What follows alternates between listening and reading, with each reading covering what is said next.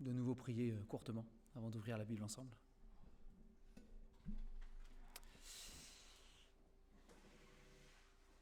Merci Seigneur pour ta fidélité, c'est vrai, pour cette parole que tu nous permets encore aujourd'hui de pouvoir ouvrir, Seigneur, ensemble.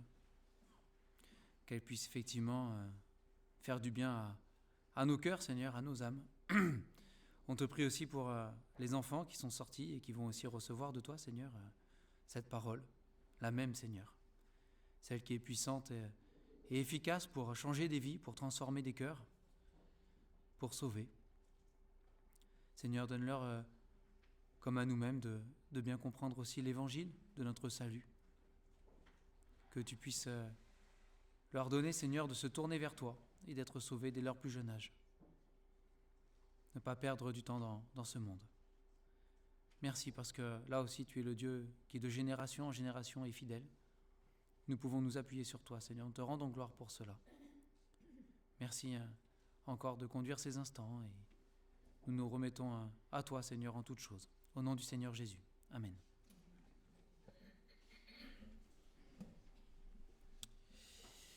Bien, bonjour à ceux que je n'aurais pas salués ce matin.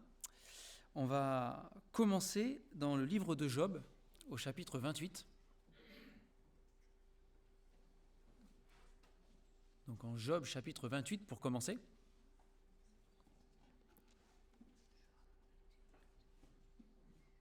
On va lire ensemble tout le chapitre. On ne va pas forcément ce matin s'attarder sur beaucoup de détails par rapport à Job. Là, ce qui m'intéresse ce matin et ce qui va attirer notre attention, c'est son raisonnement, d'accord ? Donc on sait qu'il y a un contexte derrière où il souffre et tout ça. Mais voilà, on ne va pas s'attarder dessus, juste sur son raisonnement. Donc on va lire ensemble à partir du premier verset, Job 28. Il y a pour l'argent une mine d'où on le fait sortir, et pour l'or un lieu d'où l'on extrait pour l'affiner. Le fer se tire de la poussière, et la pierre se fond pour produire l'airain. L'homme fait cesser les ténèbres, il explore jusque dans les endroits les plus profonds, les pierres cachées dans l'obscurité et dans l'ombre de la mort. Il creuse un puits loin des lieux habités. Ses pieds ne lui sont plus en aide, il est suspendu, balancé loin des humains. La terre d'où sort le pain est bouleversée dans ses entrailles comme par le feu. Ces pierres contiennent du saphir et l'on y trouve de la poudre d'or. L'oiseau de proie n'en connaît pas le sentier, l'œil du vautour ne l'a point aperçu, les plus fiers animaux ne l'ont point foulé et le lion n'y a jamais passé. L'homme porte sa main sur le roc, il renverse les montagnes depuis la racine, il ouvre des tranchées dans les rochers et son œil contemple tout ce qu'il y a de précieux. Il arrête l'écoulement des eaux et il produit à la lumière ce qui est caché. Mais la sagesse, où se trouve-t-elle ? Où est la demeure de l'intelligence ? L'homme n'en connaît pas le prix. Elle ne se trouve pas dans la terre des vivants. L'abîme dit, elle n'est point en moi. Et la mer dit, elle n'est point en moi. Elle ne se donne pas contre de l'or pur. Elle ne s'achète pas au poids de l'argent. Elle ne se pèse pas contre l'or d'Ophir, ni contre le précieux onyx, ni contre le saphir. Elle ne peut se comparer à l'or, ni au verre. Elle ne peut s'échanger pour un vase d'or fin. Le corail et le cristal ne sont rien auprès d'elle. La sagesse vaut plus que les perles. La topaze d'Éthiopie n'est point son égale, et l'or pur n'entre pas en balance avec elle. D'où vient donc la sagesse ? Où est la demeure de l'intelligence ? Elle est cachée aux yeux de tout vivant, elle est cachée aux oiseaux du ciel. Le gouffre et la mort disent, nous en avons entendu parler. C'est Dieu qui en sait le chemin, c'est lui qui en connaît la demeure. Car il voit jusqu'aux extrémités de la terre, il aperçoit tout sous les cieux. Quand il régla le poids du vent et qu'il fixa la mesure des eaux, quand il donna des lois à la pluie et qu'il traça la route de l'éclair et du tonnerre, alors il vit la sagesse et la manifesta. Il en posa les fondements et la mit à l'épreuve. Puis il dit à l'homme, « Voici la crainte du Seigneur, c'est la sagesse. S'éloigner du mal, c'est l'intelligence. » Donc ici, dans son raisonnement, Job commence par mettre en avant, on va dire, la puissance de l'homme, les travaux que l'homme est capable d'accomplir, et qui sont somme toute, alors déjà pour son époque, même si on peut l'appliquer aujourd'hui, assez extraordinaire. L'homme est capable de grandes choses. Job, il dit ici, l'homme, il est capable de fendre des montagnes en deux, d'aller creuser jusque plus profond que le niveau de la terre, d'aller creuser profondément pour aller tirer des trésors qu'aucun œil sur la planète n'a jamais vus. Que l'oiseau, le vautour, le lion, c'est des endroits qu'il n'a jamais foulés. Il n'est jamais rentré si loin sous terre pour aller sortir des diamants, des bijoux, des pierres précieuses, des choses extraordinaires. Et Job, il dit, voilà, l'homme est capable de toutes ces choses, et il est capable de faire des choses incroyables et extraordinaires.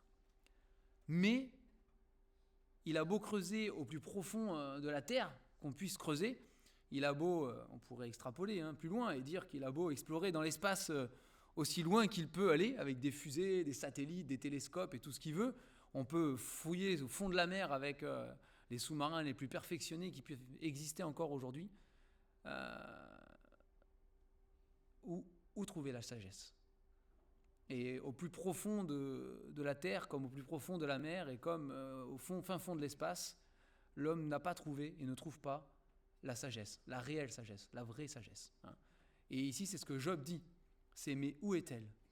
Et bon, quand on lit Job, ici, quand on lit ce chapitre, on a l'impression que la sagesse est presque inatteignable. Elle est difficile à trouver. L'abîme, la mort, disent « oh, on en a entendu parler ». C'est quelque chose qui a l'air, pour Job en tout cas, peut-être un peu mystérieux ici, un peu lointain, quelque chose de presque, qu'on espère pouvoir trouver, mais on ne sait pas trop où on va pouvoir trouver cette sagesse, même si Job, on l'a vu à la fin du chapitre, dit que Dieu, lui, connaît le chemin de la sagesse, il sait ce que c'est, et que le conseil qu'il donne à l'homme, c'est la fin du verset 28 du chapitre 28, le conseil qu'il donne à l'homme, c'est si tu veux trouver la sagesse, crains Dieu. C'est la première piste de réflexion, c'est le premier départ. Si vraiment tu veux trouver la sagesse, commence par craindre Dieu. Commence par réfléchir au fait que Dieu a un regard sur ta vie, sur ton cœur, sur tes pensées, sur tes choix, sur tes actions. Et c'est pas juste... c'est pas comme un regard extérieur des hommes. Vous savez, les hommes nous regardent. On se regarde les uns les autres, peut-être un peu trop. On s'observe les uns les autres, sans doute un peu trop. Et on se compare ou on interprète les choses. Il a fait ceci ou elle a fait cela, donc ceci, cela. Là, il n'est pas question du regard des hommes. Il est question du regard de Dieu. Dieu, lui, c'est pas juste les actions, il voit carrément les cœurs. Il sait les motivations, il sait le pourquoi du comment, et pour lui, il n'y a pas d'interprétation avec Dieu. Tout est vrai et rien n'est caché devant lui. On pourrait, pour le coup, essayer de se cacher au plus profond de la terre ou au plus profond des mers. Alors là, pour Dieu, aucun intérêt, ça ne change rien. Dieu nous verrait exactement comme si on était juste devant lui. On ne peut pas se cacher de Dieu. Et Dieu voit et connaît toutes ces choses. Ça, c'est sûr. Et quand on a conscience dans notre vie que Dieu voit et connaît chaque parcelle de mon être, en fait, de mes pensées, de mes raisonnements, de mes motivations, de mes sentiments, de mes actions, de mes paroles, eh bien là, c'est là qu'est la crainte de l'Éternel. On a conscience que Dieu me voit. C'est quelque chose de fort. Et donc c'est le conseil ici, en tout cas dans Job 28, c'est le conseil qu'il donne.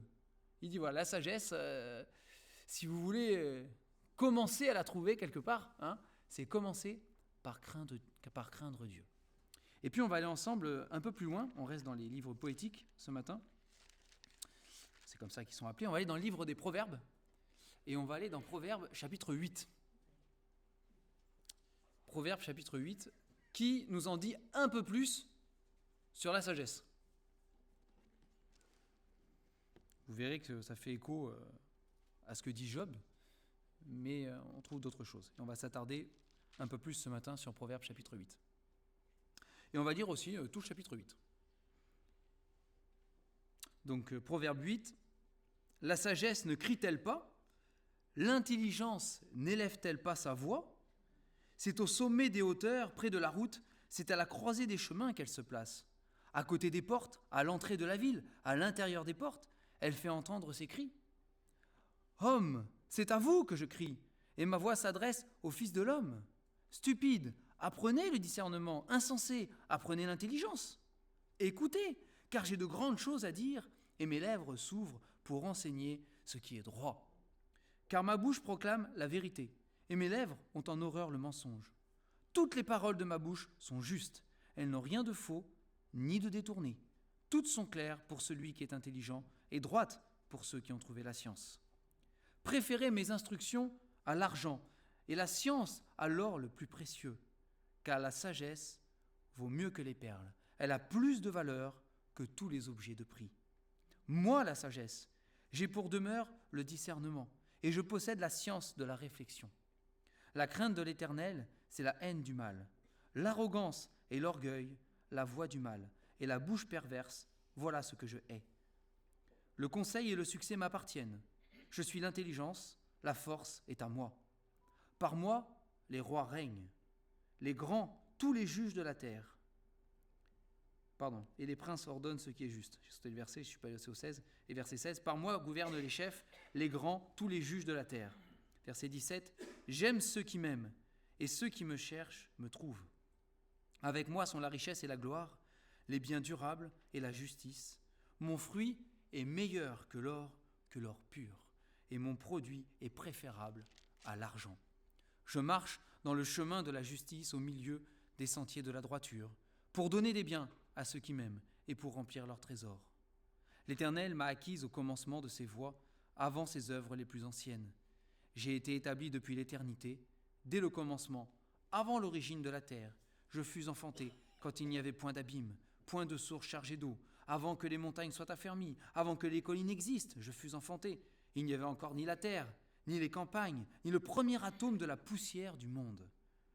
Lorsqu'il disposa les cieux, j'étais là. Lorsqu'il traça un cercle à la surface de l'abîme, lorsqu'il fixa les nuages en haut et que les sources de l'abîme jaillirent avec force, lorsqu'il donna une limite à la mer pour que les eaux n'en franchissent pas les bords, lorsqu'il posa les fondements de la terre, j'étais à l'œuvre auprès de lui. Et je faisais tous les jours ses délices, jouant sans cesse en sa présence, jouant sur le globe de sa terre et trouvant mon bonheur parmi les fils de l'homme. Et maintenant, mes fils, écoutez-moi. Et heureux ceux qui observent mes voies. Écoutez l'instruction pour devenir sage, ne la rejetez pas. Heureux l'homme qui m'écoute, qui veille chaque jour à mes portes et qui en garde les poteaux. Car celui qui me trouve a trouvé la vie et il obtient la faveur de l'Éternel. Mais celui qui pêche contre moi nuit à son âme. Tous ceux qui me haïssent aiment la mort. Et je vous encourage, chez vous, à lire la suite, donc le chapitre 9, et même le chapitre 7 avant, mais surtout le chapitre 9 après, qui continue en parlant de la sagesse. Donc ici, dans Proverbe 8, il est question de cette sagesse, mais contrairement à ce que Job pouvait en dire un petit peu, la sagesse, dans Proverbe 8, la sagesse, elle est visible. Elle est même publique. Le passage commence, la sagesse ne crie-t-elle pas? Donc elle n'est pas cachée.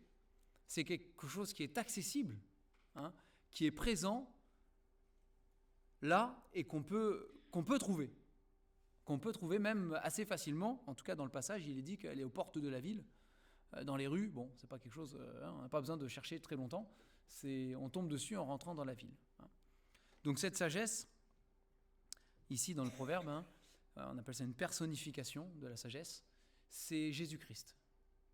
Cette sagesse, c'est Jésus-Christ. Okay, c'est lui-même. C'est pas juste une image, c'est Jésus-Christ. On a lu ensemble, on ne va pas rentrer dans tous les détails encore ce matin, mais on a lu ensemble que dès l'éternité, il le dit, donc ce sont les versets à partir du verset 22 et suivant, verset 23, j'ai été établi depuis l'éternité, depuis le commencement. Il dit quand Dieu a créé la terre, c'est ce qu'il dit dans ce passage, quand il a créé la terre, j'étais là. J'étais présent, depuis toujours. Il dit avant même que la terre soit créée, avant le premier atome de la poussière de toute chose, j'étais déjà là. Moi, j'étais présent. Et donc Jésus-Christ, c'est lui la sagesse. D'ailleurs, dans le Nouveau Testament, il est dit que Jésus-Christ a été fait pour nous sagesse. D'autres choses, on ne va pas rentrer là, mais sagesse. Il a été fait pour nous sagesse. C'est lui la sagesse. Et dans ce verset, dans ce passage des psaumes, au verset 11, c'est un verset qu'on trouve aussi dans Job qu'on a lu tout à l'heure, il est dit « Car la sagesse vaut mieux que les perles. La sagesse vaut mieux qu'elle a plus de valeur que tous les objets de prix. C'est que tout l'or des montagnes qu'on peut extraire, que tous les diamants bruts qu'on peut retirer, que tout ce que vous voulez, qui est le plus précieux aux yeux des hommes, et qui font tourner la tête de beaucoup d'hommes, parce qu'on court après, il dit, la sagesse, Jésus-Christ, a plus de valeur que tout le reste. Que tout le reste. Sans exception. Et pourtant, nous encore aujourd'hui, on court après beaucoup de choses qui ont finalement peu de valeur. Et c'est ce que ce texte nous rappelle ce matin encore, c'est qu'il est bon peut-être de courir, mais dans la bonne direction. Il est bon de courir vers Jésus-Christ, en priorité. Il vaut mieux que tout le reste. Acquérir Christ, avoir Christ dans notre vie, l'entretenir dans notre vie, vivre de lui, ça a plus de valeur que tout le reste. Que ma carrière professionnelle, que le salaire que je peux gagner, que les 3 voitures que je peux avoir, que je ne sais pas, vous pouvez, tout le matériel, et il n'y a pas que le matériel, il y a bien d'autres choses que le matériel, mais Christ a plus de valeur que tout le reste. Celui qui trouve Christ, c'est ce qu'il dit ici, et ce verset est magnifique, le verset 35, il dit « Car celui qui me trouve a trouvé la vie ».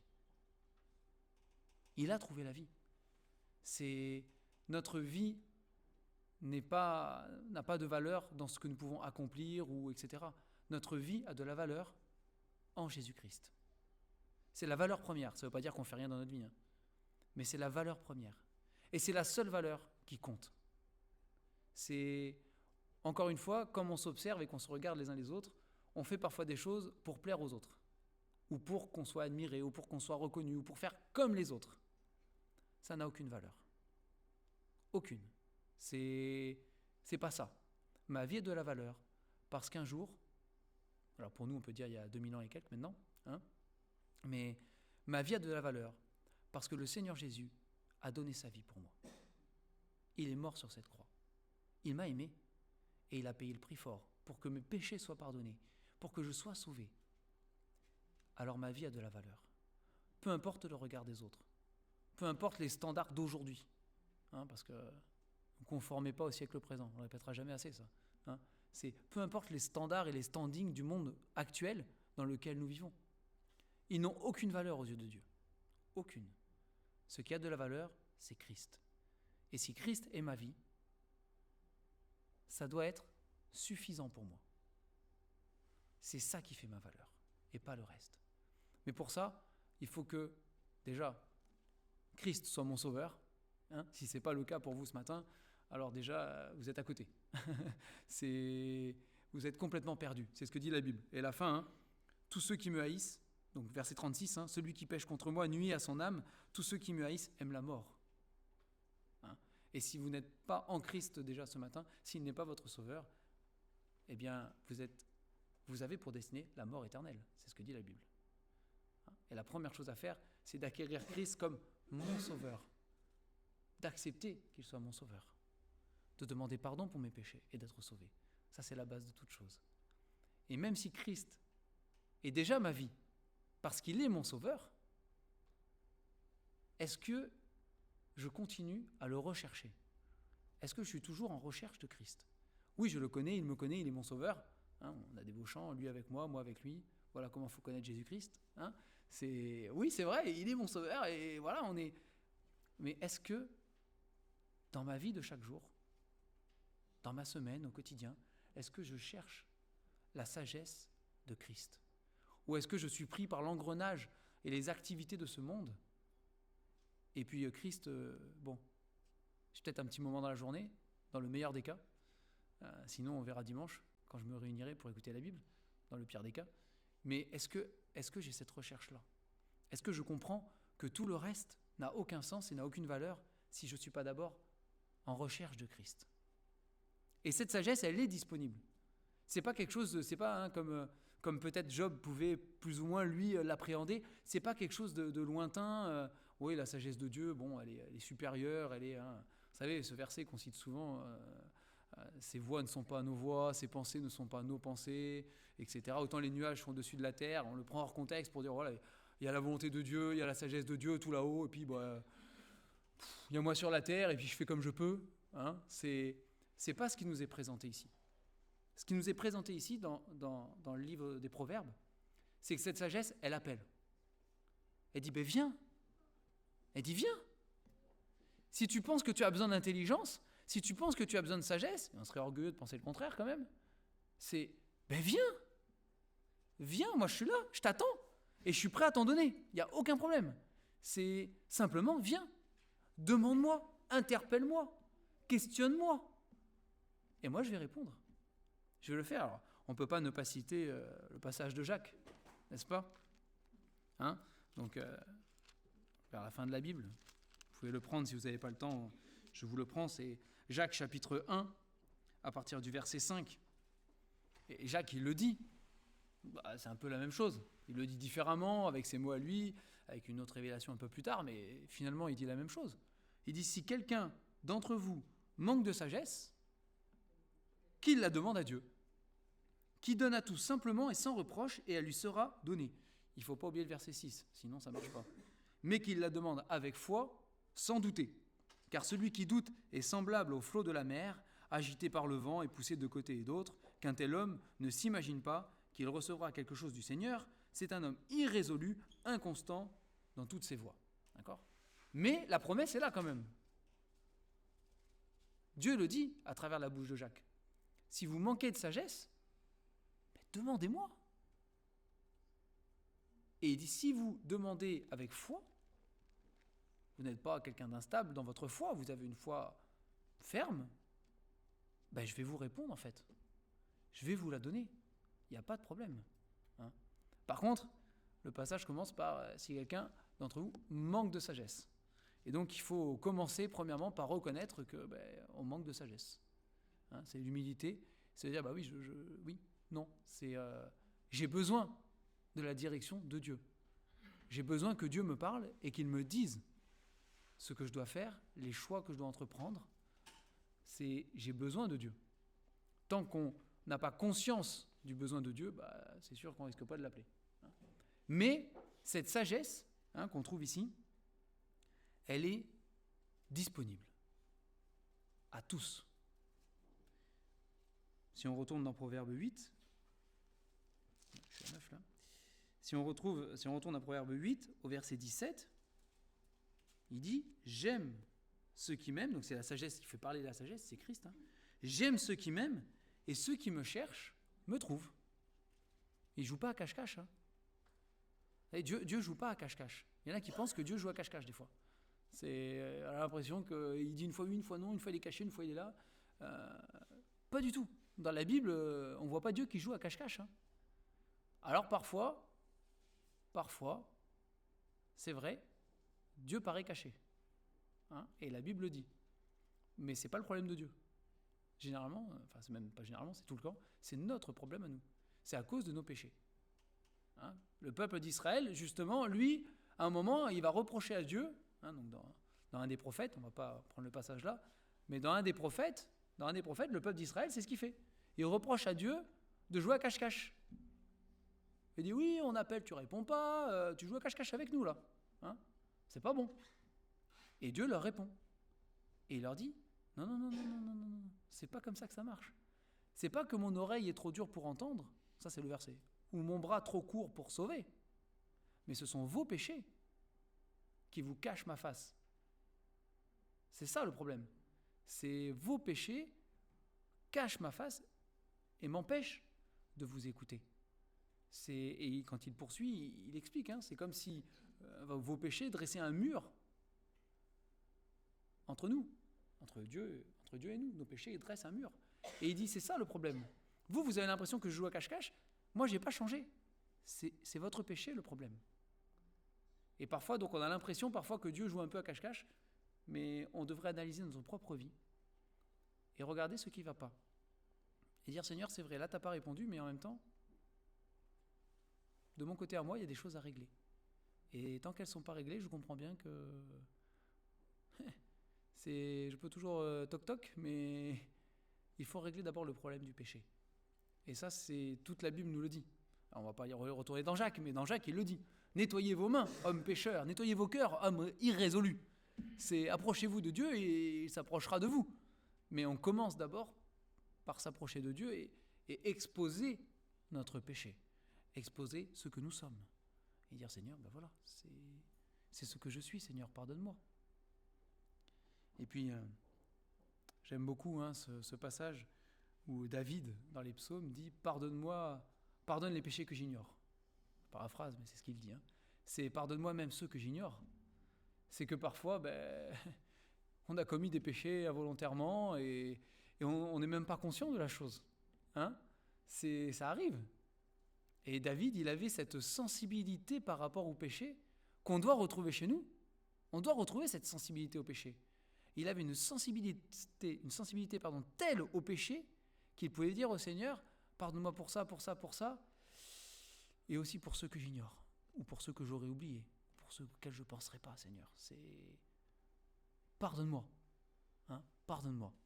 On ne sait jamais. Des fois que j'en aurais oublié.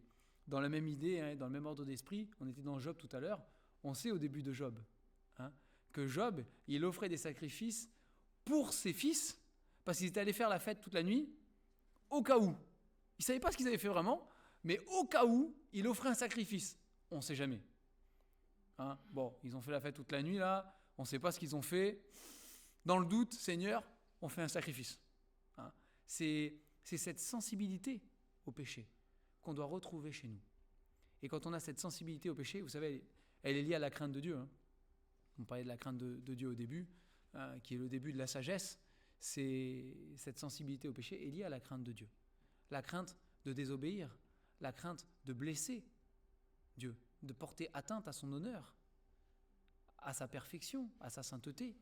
C'est ça le péché, la crainte de Dieu aussi. C'est avoir peur de cela. Et ça nous rend sensibles au péché. Dire, Seigneur, là j'ai mal fait, Seigneur. Peu importe les circonstances atténuantes qu'on pourrait se trouver, un péché, c'est un péché, Seigneur. Et je l'appelle par son nom. Et pardonne-moi.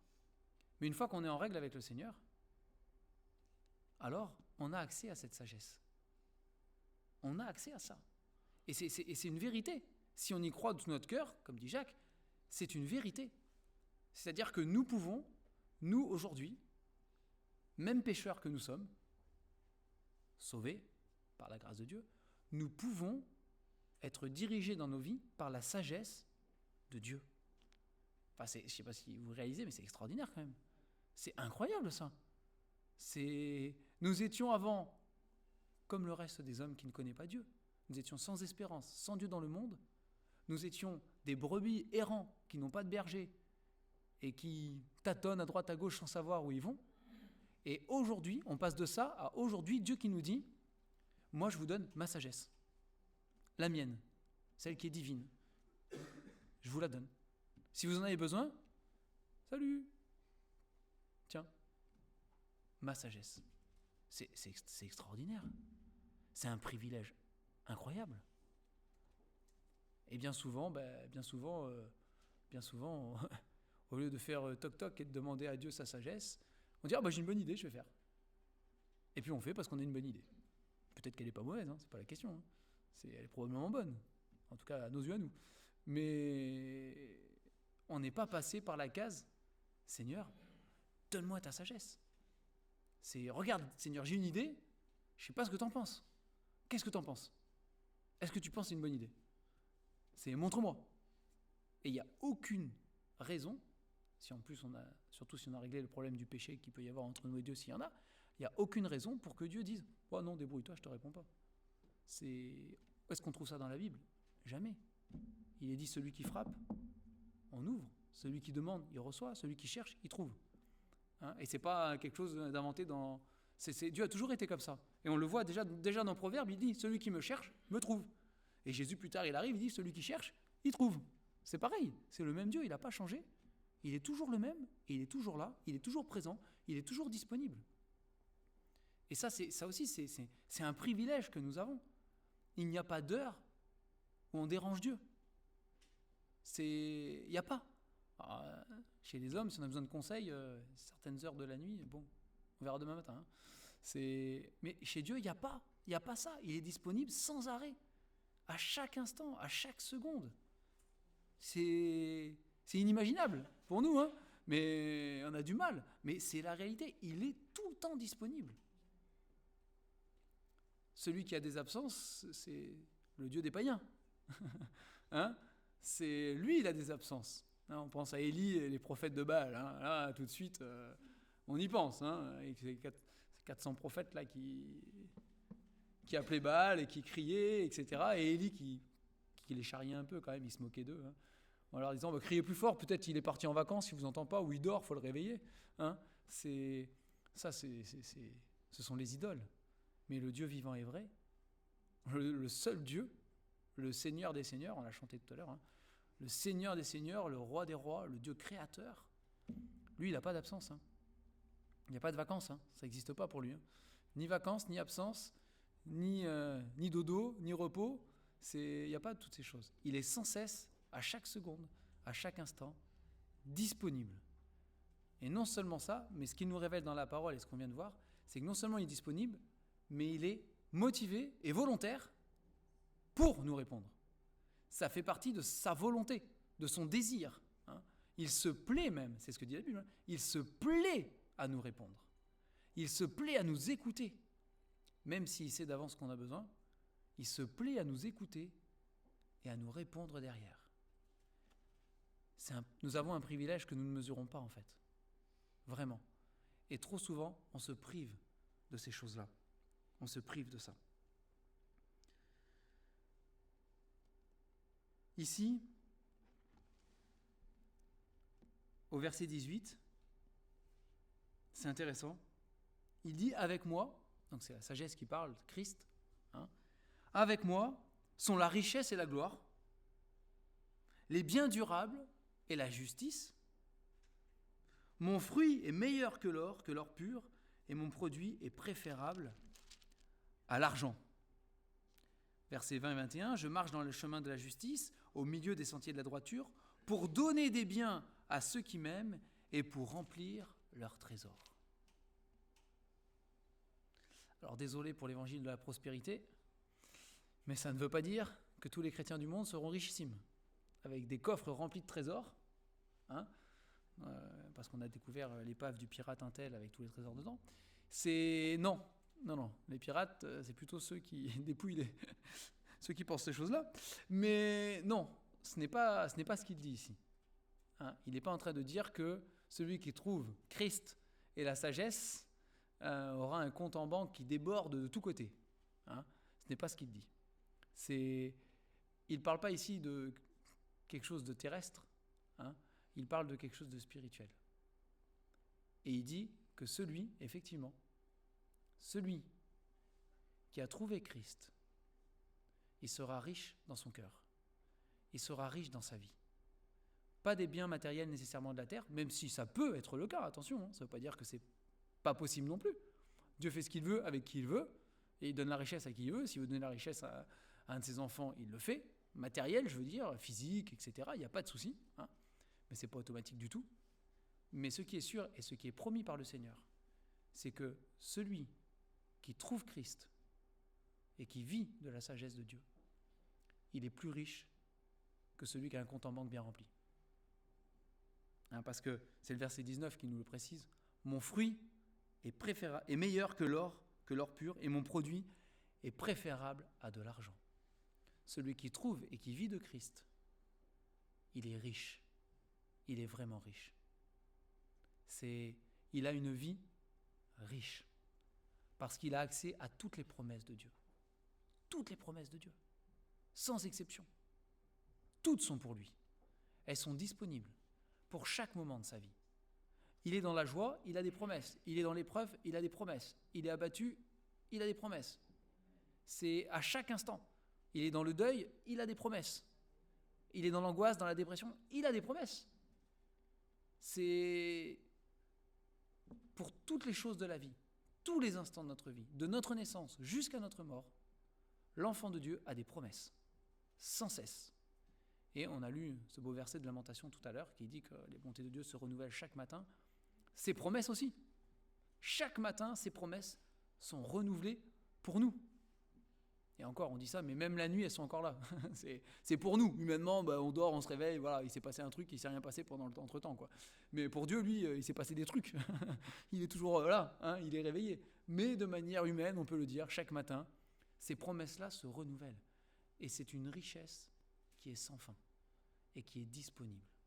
Elle est disponible pour chacun d'entre nous. Et on ne doit pas se priver d'aller puiser dans les promesses de Dieu. Et nous devons cesser de vivre nos vies attachées à la poussière de la terre, comme si c'était une demeure éternelle que nous avions ici. On doit cesser cela. On doit se détacher de ça. On doit lever les yeux vers le ciel et dire voilà, bon, comme l'apôtre, vous pouvez le dire et d'autres l'ont dit, voilà, je suis sur cette terre, Dieu m'a placé, c'est vrai. Il y a des choses à faire et je les fais, mais je suis étranger et voyageur sur cette terre. Je ne vais pas y vivre éternellement. On bâtit, encore une fois j'aime beaucoup ce verset qui dit ils bâtissent des demeures comme s'ils allaient y vivre éternellement. Ah bon? Mais demain je peux partir. Qui sait? Qui connaît? C'est marqué ailleurs, qui connaît la durée de sa vie? Personne. Et qui par ses inquiétudes peut la rallonger, etc. Personne non plus. Donc nous devons prendre de la hauteur sur les choses de la vie. Nous devons un peu nous détacher des choses de cette vie terrestre pour regarder au ciel, pour regarder à Christ. Et ça ne veut pas dire qu'on ne fera rien, mais ça veut dire que les choses seront à leur juste place. Et la valeur sera placée au bon endroit. Ce qui a vraiment de la valeur, c'est Christ. Après, ce que Christ me permet de faire, ça a de la valeur en lui, parce que je le fais en lui. C'est tout. Si je pourrais faire les mêmes choses sans Christ, ça n'aurait aucune valeur. Même si aux yeux des hommes, ça paraît très bien. C'est que en Christ que ça a de la valeur. Et c'est pour ça que le Seigneur Jésus peut dire à ses disciples, sans moi, vous ne pouvez rien faire. Je suis le cep, vous êtes les sarments. Sans moi, vous ne pouvez rien faire. C'est impossible. Alors oui, humainement, mais ça n'a aucune valeur. Aucune. Alors encore ce matin, le Seigneur nous encourage à nous tourner vers lui et à chercher auprès de lui toutes les solutions à nos vies et à nos problèmes. Parce que lui, il les a. Nous, on ne les a pas. On a peut-être des idées. Peut-être qu'on a parfois des bonnes idées. On ne va pas se mentir. Puis parfois, le Seigneur nous inspire, alors on en a des très bonnes. Mais c'est lui qui a la solution ultime. Toujours. Toujours. Comme me le répétait souvent quelqu'un, et je l'ai déjà dit, c'est si nous avons 10 idées, Dieu il a la 11e. Et c'est celle-là qui est la bonne. C'est pas les 10 à nous. Déjà 10, c'est pas mal quand même. Il faut en avoir 10. On n'a pas souvent 10 idées. Mais c'est la 11e qui est la bonne. C'est celle de Dieu. Et on doit s'accrocher à ça. C'est notre espérance aussi en tant qu'enfant de Dieu. De se dire dans ma vie, je peux compter à chaque seconde sur le Seigneur pour avoir des solutions à tous mes problèmes, à mes soucis, à mes angoisses, à mes difficultés, aux choix qui sont devant moi, etc. À mes problèmes relationnels, à tout ce qui fait partie de ma vie sur cette terre. Dieu a des réponses et des solutions. C'est à moi d'aller chercher auprès de lui. Et que ce matin, on soit encouragé encore à consulter l'Éternel, à s'adresser à lui. On peut consulter la parole de Dieu. Déjà, c'est la priorité, c'est la première chose à faire. Consultons sa parole. Et si parfois, en consultant la parole, on est un peu perdu, c'est un peu flou, c'est nébuleux, demandons conseil à des personnes en qui on a confiance, qui connaissent la parole aussi, et qui peuvent nous guider, qui peuvent nous éclairer, qui peuvent nous montrer la voie de Dieu dans la Bible. C'est indispensable aussi. C'est important, et il faut le faire. Il ne faut pas se priver de ces choses-là. Parce que le Seigneur le demande. C'est lui qui le dit. On va prier pour terminer. Seigneur, ce matin encore, nous voulons proclamer que toi, Seigneur, tu es ce qu'il y a de plus précieux pour nos vies. Seigneur, nous te demandons pardon pour toutes les fois où il y a bien d'autres choses qui viennent prendre ta place. Pour toutes les fois où nous nous laissons vite absorber par les choses de ce monde et par le rythme de ce monde. Au point parfois d'oublier, Seigneur, de te consulter. Toi qui pourtant, Seigneur, nous tends sans cesse la main. Pardonne-nous, Seigneur, et merci. Merci pour ta patience. ta patience infinie. Parce que Seigneur, tu continues toujours de tendre la main, de dresser l'oreille, Seigneur, pour nous entendre et pour nous répondre. Seigneur, ce matin encore, nous te disons merci pour le Seigneur Jésus, Père, qui a donné à nos vies une valeur plus grande que ce qu'elle mérite, Seigneur. Tu as donné ta vie. Ce matin encore, nous sommes reconnaissants. Seigneur, nous voulons confesser aussi ce matin que nous ne sommes pas intelligents. Nous ne sommes pas sages. Nous ne sommes pas forts. Mais qu'au contraire, Seigneur, nous sommes, à cause du péché, Seigneur, devenus des êtres faibles, stupides, insensés, comme c'est écrit dans ta parole. Et Seigneur, en confessant cela ce matin, nous te demandons ta sagesse. Seigneur, nous savons que nous ne pouvons rien faire sans toi. Alors Seigneur, pour chacun d'entre nous, que nous puissions avoir accès à cette sagesse qui vient de toi. Cette sagesse parfaite, Seigneur. Donne-nous aussi de pouvoir saisir ces promesses avec conviction, avec foi, pour qu'elles se réalisent dans nos vies, Seigneur, et qu'après, nous puissions te rendre gloire. Que la gloire puisse te revenir, Seigneur, et non pas à nous. Au nom du Seigneur Jésus. Amen.